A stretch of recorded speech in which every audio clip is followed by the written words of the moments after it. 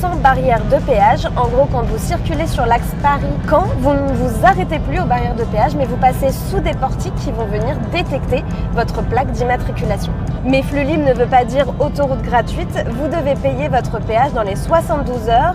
Pour cela, 3 solutions. Vous avez soit un badge de télépéage et dans ces cas-là, vous n'avez rien à faire de plus. Soit vous payez en ligne sur sanef.com ou alors vous vous rendez dans l'un des points agréés Nirio.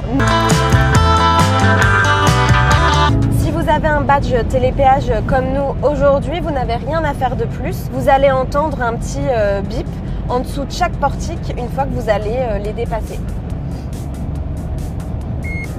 Notre badge a bien été détecté. Il est vraiment important de bien la poser sur le pare-brise, donc à gauche ou à droite de votre rétroviseur. Si vous l'avez dans les mains et que vous faites comme ça sous les portiques, ça risque de ne pas passer et dans ces cas-là, ça peut poser problème au niveau du paiement. Cette fois-ci, je fais le chemin inverse, je retourne au bureau à Boulogne-Billancourt et j'ai enlevé mon badge télépéage pour le trajet retour. Comme ça, on va pouvoir tester le paiement en ligne sur sanef.com. Donc ça y est, je suis de retour au bureau et garée, je vais pouvoir payer mon trajet retour. Donc il suffit de se connecter sur sanef.com et ensuite vous avez 2 solutions. Donc payer depuis votre compte client si vous avez déjà créé un compte ou payer sans se connecter. Donc pour moi, je vais prendre payer sans se connecter. Ensuite, il me suffit de rentrer mon numéro d'immatriculation. Ce n'est pas un véhicule de location, donc j'ai pas besoin de cocher cette case. J'ai à payer 7,50 €, donc ce qui correspond au trajet retour. Catégorie classe 1 sur l'A13, donc on est bon.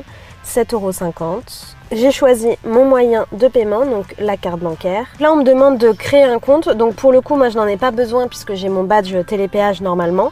Mais si vous voulez gagner du temps, je vous conseille de créer un compte. Comme ça, vous pourrez recevoir une notification par mail lors de vos passages sous les portiques. Et même d'enregistrer en fait votre carte bancaire à votre plaque d'immatriculation. Ça évite d'avoir des retards de paiement et donc des avis de paiement par la suite.